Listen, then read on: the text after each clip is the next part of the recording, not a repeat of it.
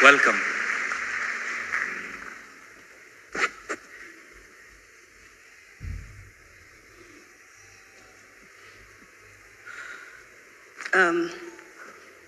I've spoken about Dad a lot,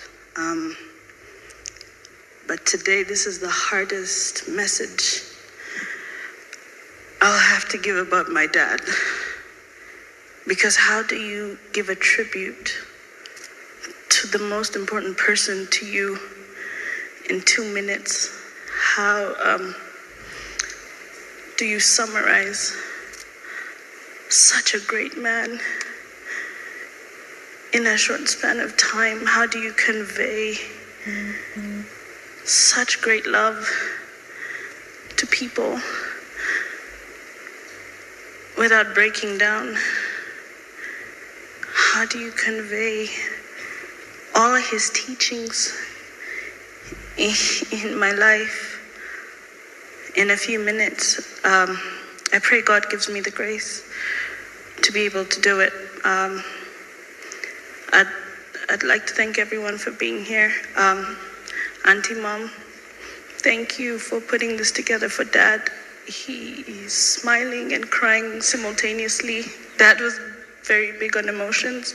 It is such an honor. To the first and second lady who've been here for us, thank you so much for honoring Dad as Bishop Alan Kiuna, as a person and not as a figure. We appreciate that as a family. For the message we got, Bishop, thank you for making us laugh, because laughter is so important in times of pain. I won't be able to make you laugh, I don't think. I don't have the strength to. But I pray for my mother more than anyone at this moment. We're hurting as his kids, but we grew up seeing the love. You saw it later. That's all we've ever seen. The love they have had for each other is not for show. It's not for you. It's for them. And to lose a love so big, I can't comprehend. But we're here, Mom. And we will carry on loving you as fiercely as he did in our capacity as your children.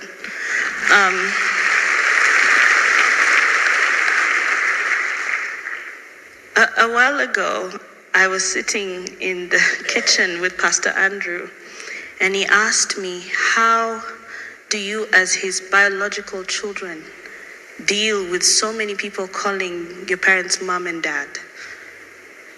And as we stand here, I know a lot of you are grieving for them in that same way, but I told him very easily, it was never hard to share him, because Dad never ever made us feel like second class. Despite his love for everyone else, it was very clear who we were as his kids. Dad would stop any meeting and with anybody at the drop of a hat if we needed him. Without question, Dad was my dad. And he showed us he had enough love for us and everyone, but his love for us was ours, reserved for us alone.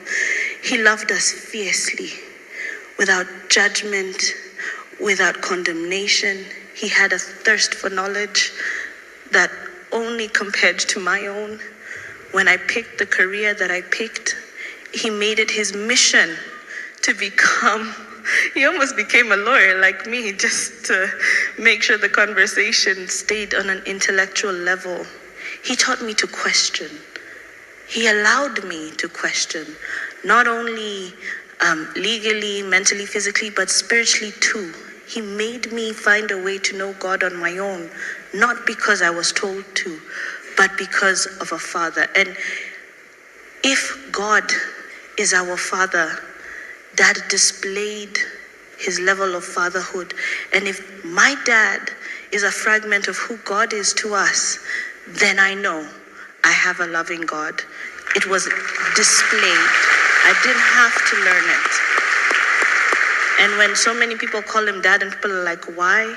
He was a father to everyone, and we accept that. So thank you for giving us your time, your attention, for everyone who came, who flew, who's from here. I thank you for honoring the man that he was. Was such a weird statement. But I'm happy that as he is now finally resting from the battle that he has gone through, he is at peace. And we know where he is, and we know we'll meet him again. And on behalf of my sister, his twin, she also loved him very fiercely. I speak for both the girls, well, only because Jeremy's going to come and speak for himself. I speak for both the girls, and I know she would have said he was a fantastic dad, a fantastic father-in-law, an even better grandfather, which is so hard because you're such a great dad. We didn't think it was possible for him to get better until he got his grandkids, and just watching them engage with him was such an honor. I'm so blessed that he got to meet the kids and be part of their lives. Again, I could go on, because again, how do you sum the life of a great man in a few minutes? But I will for now.